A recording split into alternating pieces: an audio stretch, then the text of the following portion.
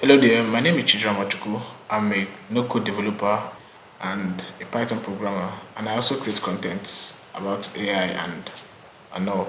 So in this video, I'll be reacting to a research paper made by Coher for AI, a research scholars paper. So let's just dive right in to know more about it. Okay, guys, here is it. This is a research paper sponsored by Coher. Just and apply for job and intern job. So we were given an assignment to should record a video of ourselves responding to different prompt, choose a paper published by the C4AI and suggest directions in which it could be further expanded. From a list of our research papers, we visit this site, Coher. So I went to the site just to save us time. I downloaded the research paper. I chose the one I want and I downloaded it and I read about it. And here is my summary of what I felt that we should integrate, we should discuss more about in this research paper. We should consider in the future. So it is about to code or not to code. I will just scroll up and just find it. So this research paper is to code or not to code, exploring impact in pre-training models. So these are some of the things one of the things we'll be discussing about. Sorry. Okay. So let's dive right in. Okay, guys. So this is it. To code or not to code. Coher for AI research scholar, job intern or what? So let's dive right in. So hello and welcome to our discussion on the intriguing topic: to code or not to code. In today's rapidly evolving tech landscape, the debate between traditional coding and low code or no code platform is more relevant than ever. Yeah, reason why it is this way, it is so because artificial intelligence has given us the ability to build most of these softwares without no knowledge about coding, and someone will just a little drag and drop and just basic knowledge about UI UX or product design, you could build an MVP for a product, a software MVP. So that's just to know how far we've gone with AI. And the debate between the traditional coding and low code platform is more relevant than ever. So what does the future hold, and how can we expand our understanding of this critical issue? So let's dive right in. Let's explore how reward case studies can add depth to our analysis by first examining how different industries are adopting or resisting low code platform. Basically, from the news so far, I believe a lot of companies out there are adopting artificial intelligence so as it would save them the save them labor. So, and most companies that adopt the use of artificial intelligence, we've heard of many layoff from their working space, and this is something that every developer out there should have an edge, so you could know how far you could go with artificial intelligence. You should have an edge, you should have a curve, where is this heading to, and all of that. So in below this we'll talk about all that. So just one bit at a time. So we're talking about the by examining how different industries are adopting or resisting low code or no code platforms, we can gain valuable insights into their practical applications and potential pitfalls if they if they decide to adopt artificial AI into their system or leave it. Because I feel a lot of rumors, a lot of sayings say companies that is not using artificial intelligence, they are not designed for growth, because one of the difference between growth and globalization is there's a difference between growth and globalization, because in the early 80s to 1990s we had increase in globalization, and in the early 90s we started hearing about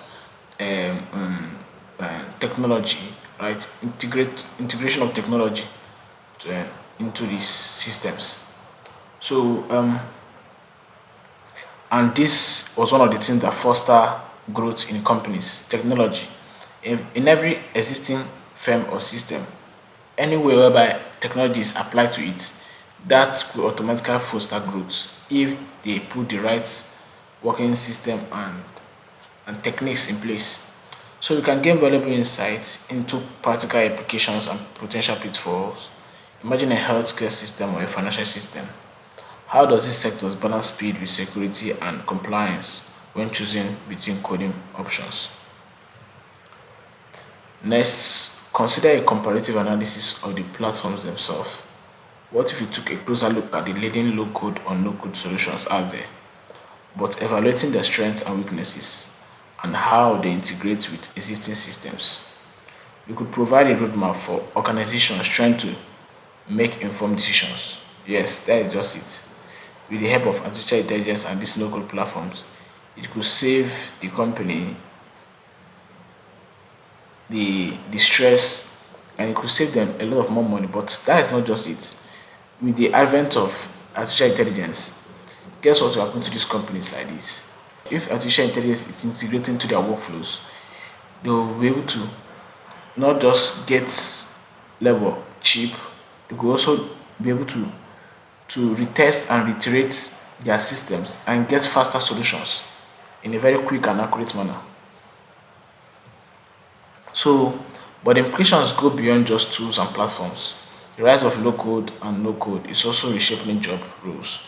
Developers, business analysts, and even end users are experiencing shifts in their skills, in what skills are needed, and what roles they play in the development process. Yeah.